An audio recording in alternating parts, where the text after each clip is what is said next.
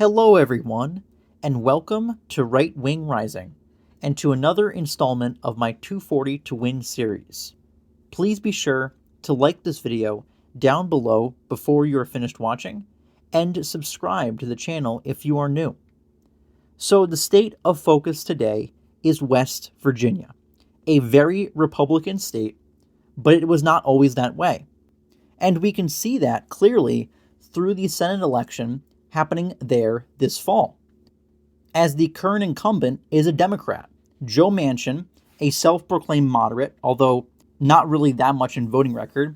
He has had some votes over the years where he bucks the Democratic Party, but it's more so in rhetoric rather than actual action. He usually falls in line. And he barely won in a blue wave in the 2018 midterms by a little over 3 points and 19,000 votes. And this time, he is not running for re-election, he is retiring, because he sees the writing on the wall. He will be sharing a ballot with Donald Trump, who won the state by massive margins in both 2016 and 2020. He knows he would have to outperform Kamala Harris on the ballot by about 20 points to have any shot at winning. And that's not going to be easy, especially because the Republican nominee that he would be facing is the current incumbent governor of the state, Jim Justice, who is very popular, who is also another example of Democrats' waning influence on the state, as he was once himself a Democrat, but changed parties after winning the 2016 governor election, announcing his switch at a 2017 Trump rally in the state. He could be more socially conservative on some issues, that's for sure. He's definitely more of an establishment politician, but his overall policies, especially on immigration, the economy, energy, they much more align with Donald Trump, which is a good fit for West Virginia. He's also 73 years old, so the odds are that he will only serve one term, maybe 2 terms, but that's it. So he will be the conduit to break the Democrats' only hold on a political office in the state, a seat that Manchin has held for almost 15 years now. And it will pave the way for someone more conservative in the future. And Jim Justice leaving the governorship opened up the door for an upgrade in the governor's mansion, which happened this year when longtime incumbent Attorney General, the very conservative warrior who has taken on the federal government, deep state overreach, and the Obama and Biden administrations time and time again, he won the nomination against several rhinos who were tied to political dynasties in the state. He won. He overcame that and all of the political backing against him to narrowly win the nomination, and he will provide a great conservative upgrade in the governorship. Not to mention that the state legislature saw many rhinos primaried out, including the Senate president, who is a pretty weak Republican. The U.S. representative from the 2nd Congressional District of the state, Alex Mooney, is more conservative. He's a member of the Freedom Caucus. He lost in the primary to Jim Justice. No surprise there, because Justice is the sitting governor and fairly popular with the voter base, as I mentioned previously. But again, this is fine. Justice will easily win, not facing an incumbent, as the sitting governor in what is now a deep red state. So we're talking about this because it is going to be the easiest Senate flip for either party since Alabama for the Republicans in 2020 and Colorado for the Democrats also in 2020. It's pretty much a foregone conclusion. I expect Jim Justice to at least get 60% of the vote. Additionally, given that the current Senate majority is 51 to 49 in favor of the Democrats, one single flip by the Republicans brings back the balance of power in the Senate to a 50-50 tie. And one more flip by the Republicans would give them an outright majority no matter who wins the presidency, since the vice president serves as the tie-breaking vote in the Senate in the case of a tie during a vote on a piece of legislation. And this is, of course, assuming the Republicans hold all of their seats that are up for re-election this cycle. But since most of them are in safe Republican states, that is very likely. So even though it is all but certain that Republicans gain control of West Virginia's Senate seat, that doesn't make it any less of an impactful race, because of what it does to wipe out the Democratic majority. And this is the culmination of a complete party realignment in the state of West Virginia, as this is the last statewide office that Democrats hold on to. And that's actually not even true, because Joe Manchin recently, this year, changed his party registration to independent. So even though he still caucuses with the Democrats, technically, there are no Democrats statewide even now in West Virginia. The demographics of West Virginia do not favor today's modern-day Democratic Party.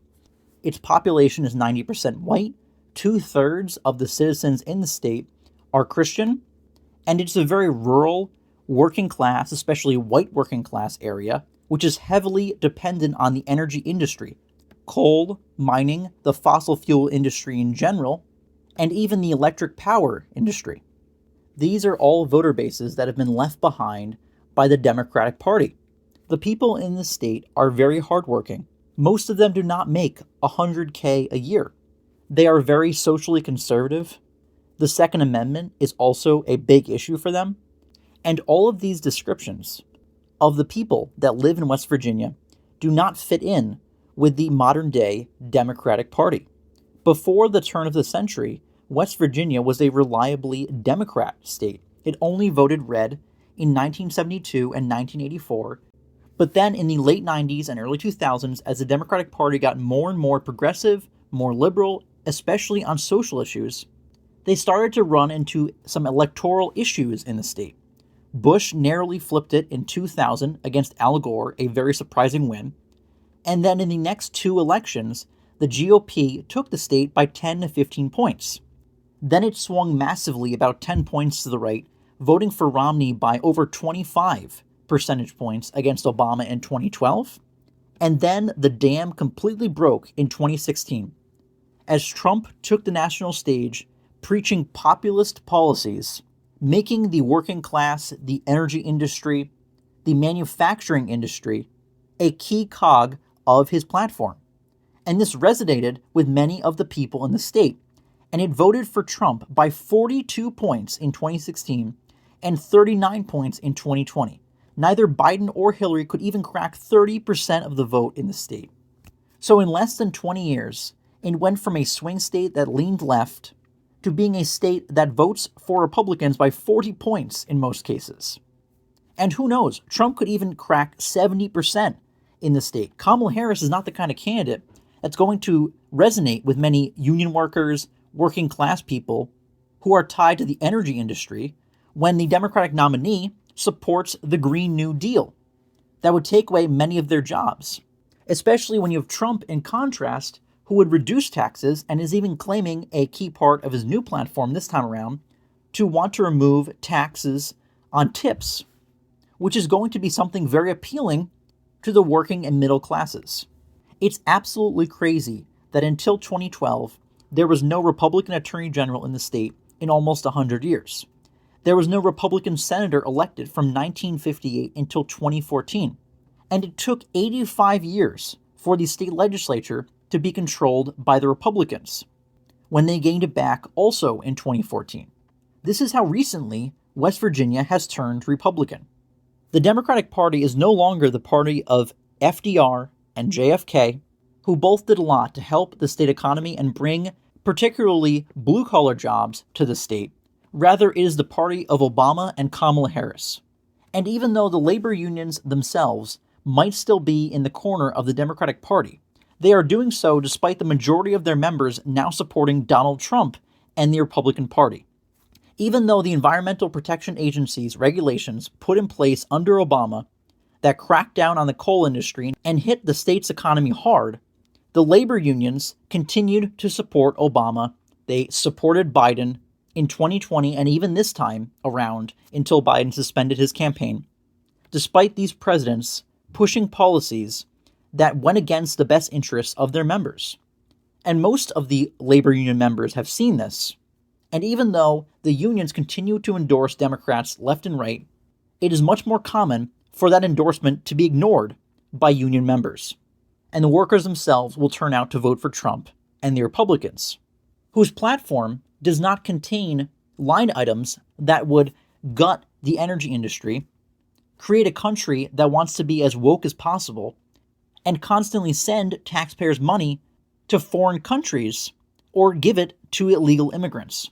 Rather, the Trump and Republican Party platform has been revamped and improved to revolve around stopping foreign wars, not giving other countries billions of dollars, pushing back on the Democrats' extremely liberal positions on social and moral issues, and ultimately standing up for American citizens and the American worker by protecting the working class from foreigners via restrictions on trade and immigration, with domestic tax cuts, deregulation, bringing manufacturing jobs back home from foreign countries, investing in our infrastructure, investing in American families, and dismantling the administrative state that is choking our freedoms and our way of life. Those ideas resonate with the constituents in West Virginia. Many of those policies were supported by the Democrats 30 years ago. Now they are supported by Republicans. So West Virginians have accordingly changed their voting patterns. Because when comparing the modern Democratic and Republican parties, the answer of who to vote for, especially for working class and middle class American families, is really a no-brainer.